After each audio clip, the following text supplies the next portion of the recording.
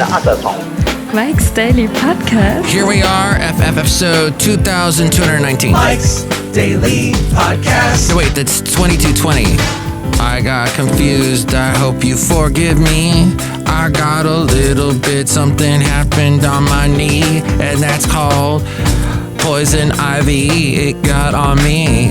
I don't like that, so you see, I had a picture of the sea, Pacific Ocean. Last podcast picture with Basil the Boxer from Mike's Daily Podcast. 5 years ago. Wow, so 22220, that's pretty nice, the 3 2s. Mike's that makes a nice FF episode. Daily Podcast starting right Podcast. now. That's what those people are singing. Yeah! Yes! So I was watching a wonderful FF episode of Midsummer Murders last night, and it involves people at a rock concert, and it turned out the big, huge guy with a thick Scottish accent was the murderer. Who could have predicted that? You know how he murdered people? So he was basically bumping off all of his former bandmates. He was in this band that was like a blues band, British blues band, that was supposed to be as big as the Beatles in this episode. I think they did this episode in 2007. One of the bandmates, his drummer that sounded a lot like Ringo Starr, he got drunk, stuck him in an old car, smothered him with a allergy-sensitive pillow, allergic, what do you call it, non-allergenic pillow, and then pushed the car into a pool.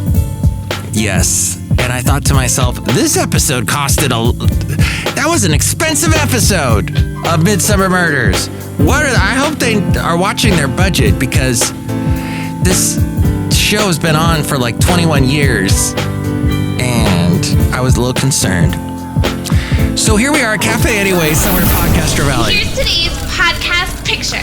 The last place on earth. And I would invite you to see all the past podcast pictures, listen to all the shows at mikesdailypodcast.com.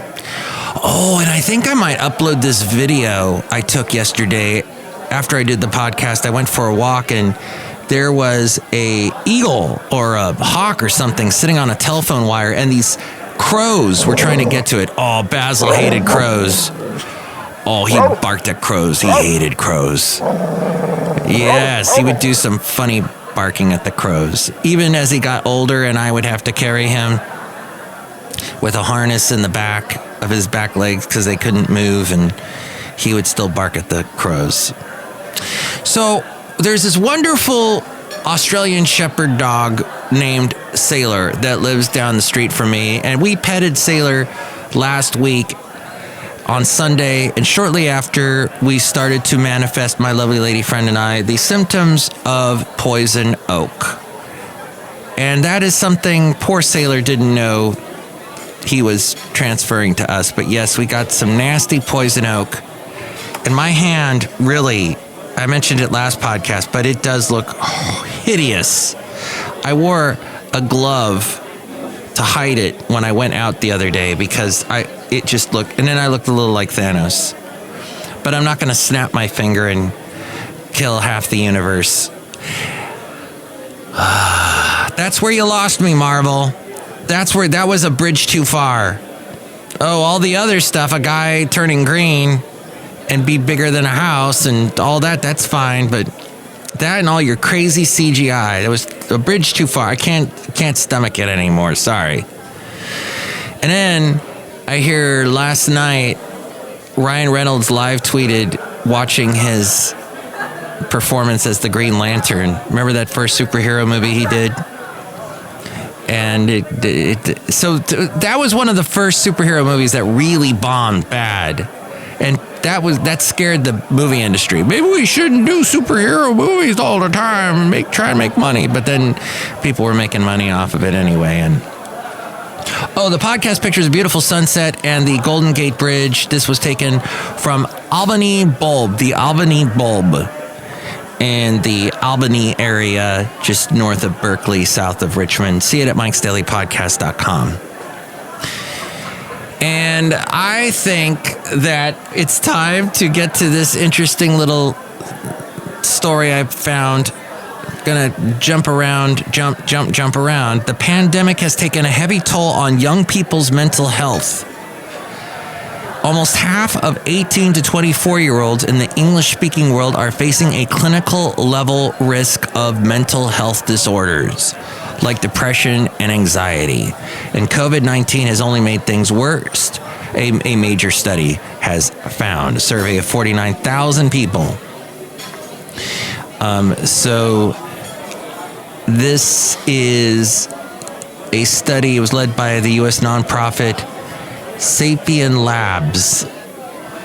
And it's not the first to highlight what the World Health Organization has called a parallel pandemic of poor mental health during the outbreak. Scientists gauged that the mental well-being of respondents across 8 English-speaking countries, including the United States, but also substantial English-speaking populations of South Africa, India, and Singapore.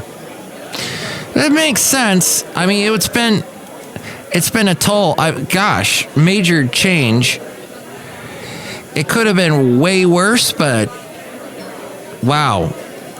Now, well, maybe it is getting worse. I heard about major coronavirus variant found in pets for the first time. 2 reports released found that the first evidence that dogs and cats can become infected by B117, a recent variant of the pandemic coronavirus that transmits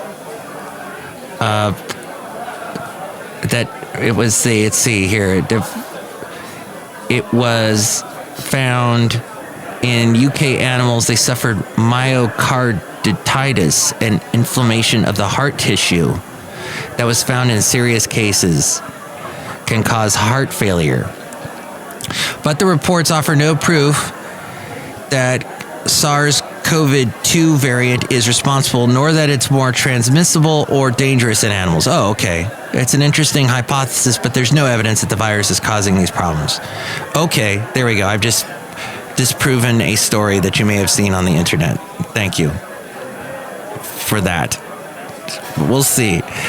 It's in Europe. There is a lot of variant stuff happening, and people you're seeing spiking in numbers. So just because we're getting all vaccinated and it looks like a positive trajectory, we still need to be careful and vigilant.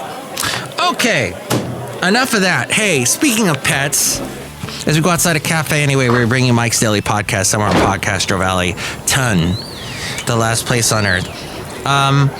There's a lady named Chely Phillips, and she looks a lot like someone I still know via the internet, though I haven't seen her in many decades, Pam Baumgartner. But Chely Phillips, 97 dogs are inside my house and 79 of them are in my master bedroom. Those are the words that went viral during Hurricane Dorian, when a lone dog rescuer in the Bahamas, Chely Phillips, posted a photo of her house full of dogs. She frantically picked up as many street dogs as she could and brought them home to save them from the ravages of the approaching hurricane. Chely has been rescuing animals her whole life, and she has been rescuing the street dogs of Nassau for the last 11 years through her organization, Voiceless Dogs of the Bahamas. She grew up in Peru with 4 siblings. Everyone in her family loves animals. They raised any orphaned jungle creatures that they found. She helped care for and raise tigers, monkeys, snakes, and alligators. When she was 16 years old, she left Peru. She spent time in Belgium, Switzerland, France, and then Orlando, Florida. She helped street dogs in every country she has lived in. I think I will adopt a street dog when I am ready to have dogs and cats again in my life. After the loss of Basil the Boxer, I have just not been in it. Just can't do it. And I know I just needed a break. I need a break, and I'm taking a break. So I had a conversation with someone today who had told me, "Oh, can you adopt this Chihuahua?" And I said, "I can't. I gotta put the blocks up." I don't have many boundaries in my life, as you can tell from listening to the show, but I do with certain things. I mean, everyone's got to have boundaries of some sort. And this is one of the boundaries I have to put up right now. But this Chely Phillips had put up no boundaries, and she saved all these dogs. I had 3 pumps running all night to get the water out of the house, but then the motors all burned out. The water kept rising, but finally the storm passed, she said about that Hurricane Dorian. And she's on Facebook if you want to follow her heroics. But wow, that takes a lot of work. I pulled that story, by the way, from Coastal Canine, and very interesting. Free publication.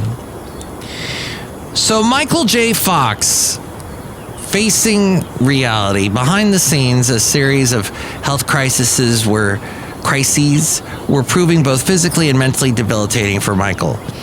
On top of the day-to-day struggles of life with a progressive disease, there was surgery to correct a persistent spinal cord issue, followed by physical therapy, and then a fall that resulted in a broken arm requiring 19 pins and a plate to put everything back together. While Michael J. Fox has steadfastly refused to linger too long on the negatives that come with life-changing diseases, the arrival of these events in a relatively quick succession proved overwhelming. Even for an incurable optimist, all of a sudden it just got down on me. I thought, these are the lemons life is giving me, but I'm not in the lemonade business. Objectively speaking, Michael J. Fox had reason to be sour. He was just 29 and in the midst of a thriving career that had produced 2 hit sitcoms and a movie career that had yielded worldwide box office receipts of $1.8 billion. When he received his Parkinson's diagnosis, he was told by doctors that his acting career could go on for another 10 years. He was among the approximately 5% to 10% of the 60,000 people diagnosed with Parkinson's each year who contract the disease before the age of 40. It's officially known as young onset Parkinson's disease, and it changed the trajectory of both his personal and his professional life in profound ways. He says, I've been an old man for 30 years. It feels particularly unfair when recalling the level of physicality Fox brought to so many of his best-known TV and movie roles. Among them being the Family Ties, and then he was Marty McFly and Back to the Future. The good thing, he says, is that there's always a future until there isn't. The future is the last thing you run out of, he says. The moment until you shut down, you've got a future, and then you don't. For now, Fox's future will likely continue to focus on his foundation work. No Time Like the Future is a book that he came out with, and he says it bluntly lays out how it's been to spend the past 3 decades living with Parkinson's, and he acknowledges that it was hard to remain positive in the wake of his recent health crisis. The book is written with a degree of candor and appreciation for the written word that's refreshing in an era of superficial celebrity memoirs. It's clear that Fox is proud of how he was able to bring his thoughts and ideas to the page. It has to do with being an actor and having a feeling, trusting that the passageway from that feeling to an emotive expression is going to be pure and clean, says Michael J. Fox. And your acting is going to be honest. It's the same channels with writing. You say what you believe as you would say it. It can't necessarily be good or bad. It's just my voice. The rigors of Parkinson's disease might have left that voice a little weaker, but thankfully for Michael J. Fox's millions of fans, it still has plenty to say. That is from the Costco connection that came out late last year. So we wish Michael J. Fox well. Okay. And finally, this thought. Making mistakes. If you caused a mistake, miscalculation, blunder, mess, screw up, flub, flob, blow up, strikeout, glitch, accident, or error, then take responsibility and fix the problem, says E. Arthur Self, Ph.D. from his book Good Success, Learning Good Lessons from Bad Leaders. If the failure is not your fault, but you get blamed for it, make your position known and defend yourself responsibly. What's his face? The governor of New York, Cuomo. Did he make a mistake or not? He denies anything with the women. All the women coming out saying, he behaved inappropriately. And he's like, no, lies. It's very interesting right now. He's the Democrat version of Trump these days. Trump just was like, no, it's left-wing conspiracy. But now, because Cuomo is supported by a lot of people on the left, or he was, now it's a different issue. He can't battle the left when he's on the left. I don't know, that's my little quick political analysis, be it right or wrong. But yes, if you make your position known and defend yourself responsibly, knowing the person or group who caused the failure will refuse to do so. Bad leaders won't skin their own skunks. They're not likely to take responsibility for or fix the disasters they cause. Interesting. They say, no, I'm not wrong. Good leaders put organization in the center of the road, go in the right direction, stay out of the ditch. They keep organizations doing the right things and avoiding the wrong. Bad leaders put organizations on the shoulder of the road, close to the ditch, and going in the wrong direction. They keep organizations doing the wrong things instead of the right. But good leaders want to discover and solve the problems that led to a failure. They seek to instruct the people who lack the insight, knowledge, and leadership skills that allowed failure to occur. These leaders understand that a best strategy is to not ignore or denigrate those accused of causing the failure, but to help them ensure the failure won't occur again. You know, mistakes are the only things you can truly call your own. Don't forget your second wind. Wait in the corner until that breeze blows in. Yes, that was a big Billy Joel song. Came off his greatest hits album that he released in the mid-'80s. Do you know Billy Joel, the song, "What's the matter with the car I'm driving, can't you tell that it's out?" He said that the chord progression for that was basically Bob Dylan's "Late 80 Day, lay across my big brass bed. Stay lady, stay for a while." I was told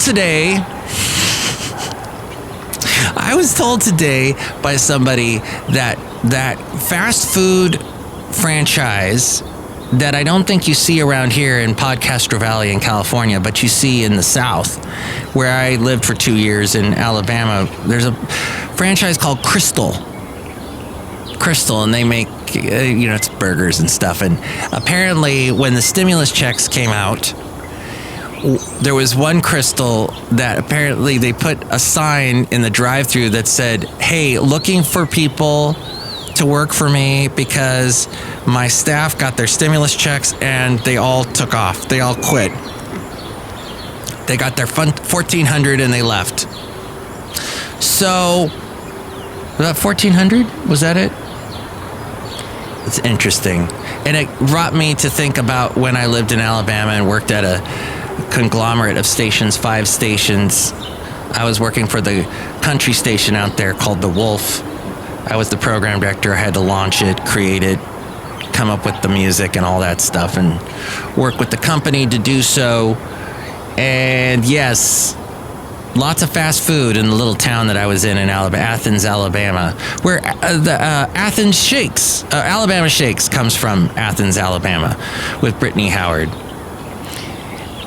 And I was thinking about that today, and that was like the first time I discovered Chick-fil-A, and I went back over and over again to get those waffle fries, and they had some good shakes. Now there's one near me where I work in Fremont, but I've been avoiding the temptation of going to Chick-fil-A. The temptation of Chick-fil-A, which is closed on Sundays, so you can admit to your temptations and try to find a better way in your life, living your life on Sundays. Okay, so if you're listening to the show on Sunday, thank you. Do realize that I am on a radio show, and there's a link to that. Every Sunday, 9 a.m. to 4 p.m., you can hear me on this music channel station, playing music, doing that sort of thing. There's a link at mikesdailypodcast.com. Check that out. And here we're outside a cafe anyway, somewhere in Podcaster Valley. Let's say hi to some people. Hello, Michael Mash. It's Madame Rootabega. And are you having an epidural? Oh! No, I'm not having an epidural. I'm having epidermis issues because of the poison oak. I'm still waiting for this stuff to clear up.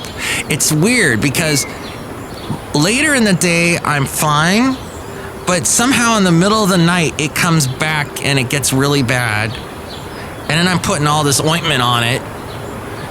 And then, I don't know what's going on, but in the middle of the night, it's in the middle of the night. Another Billy Joel song. Did you know that album called River of Dreams, right? That album, he had to tell his drummer, Liberty DeVito, I can't use you anymore. And that was, he wasn't on that album, or I don't think he was. Definitely he was not on the song River of Dreams. And Danny Kortchmar, who had worked with Don Henley, which goes back to the Don Henley Billy Joel interview that came out 6 years ago. That's very fun to watch. And if you're a songwriter, it's a great way to get little tips on how to write songs, as Don Henley and Billy Joel have written so many songs. Never written a song together as far as I know. But Danny Kortchmar told Billy Joel for the River of Dreams album, he was the producer, he said, no, Billy, you're not gonna use your band, you're gonna use the musicians that I pick. I did not realize that. And Billy was so close to his musicians in his band that this changed. Maybe that's why, and that really became the last studio album he did. Then he's done stuff since, like a classical music album where he wrote the music and then had some other pianist perform the songs that was classically trained, but he hasn't really done a studio album since then. But he says he still writes music all the time. Dang, Danny Kortchmar. Danny Kortchmar, now I think he also, was he the guy that did the guitar work on the song Boys of Summer? And he's worked with, let's see, Carole King, Jackson Browne. Yeah, Don Henley. I think he was on like the Boys of Summer song. He co-produced and played on John Bon Jovi's Blaze of Glory album. He's on the End of the Innocents with Don Henley. All She Wants to Do Is Dance. Yeah, so very prolific, and then worked with Billy Joel. Okay. Oh, Sunset Grill, too. I love that song. Down at the Sunset Grill. That had Toto playing on it, by the way. The guys that you hear on the song Africa, that did the song Africa, they're playing on Don Henley's song Sunset Grill. Respectable Little Murders. Hey, they get more respectable every day. But don't worry, girl, I'll stand by you. And someday soon, we're going to get on that boat and get out of here. Is that how it goes? Love that. Oh, by the way, Don Henley, along with Matthew McConaughey and his wife, and I think Kelly Clarkson, Post Malone, they're all going to be doing a concert Sunday evening. And there's, I think it's going to be on YouTube if you look it up. It's to help out Texans that were affected by that horrible storm and the winter cold recently. That was just completely unexpected in the great state of Texas, where they have their own power structure, but it was not ready for the cold, cold winter. Which was funny because Ted Cruz used to make fun of California all the time, and now Californians get to make fun of Ted Cruz and how his state got frozen. It all comes back around, doesn't it? Hey, look who else is here. Hello, Mike, this is Floyd the Floorman. And this is Valentino, the parking attendant. And this is Bison Bentley. Mike, we're doing our own little fundraiser for Texas Day. Yeah, the great state of Texas. That's good. We love Texas and California. We love it so much that we leave California and move to Texas. That's why we would do a fundraiser in Texas, for Texas and California. It's not that far. We just got to go through a couple states to get there. I've done it. It's quite a drive, though. You see, you go throughout Arizona, and then you go through the New Mexico. You wave hi to Gene Hackman, who I think lives somewhere in New Mexico, and then you're in Texas. It's crazy. No, we're not doing a fundraiser for Texas, guys. Oh, that's good. Yeah, we weren't really planning on doing a fundraiser, Mike D. Yeah, we can't raise funds. Do you know that? Madame Rootabega, would you like to do anything with all these people outside a cafe anyway that are just hanging out and, breathing air through their noses? Yes. Would you like to sing to them? Yes. Would you like to sing a song? No. Okay. Next show, it'll be the wonderful Chely Shoehart, Floyd the Floorman, and John Deere the engineer. Thanks for listening. And if you would like to chime in, you can call me 336-MM Daily. That's 3 + 3 = 6. MM is in Mike Matthews Daily. As what this podcast has been for quite a few days now, so I might have to take a break. Mike's Daily Podcast is written and produced and performed by Mike Matthews. His podcast is super easy to find. Download or listen to his show and read his blog at mikesdailypodcast.com. Email Mike now at mikesdailypodcast@gmail.com. See you tomorrow. Bye!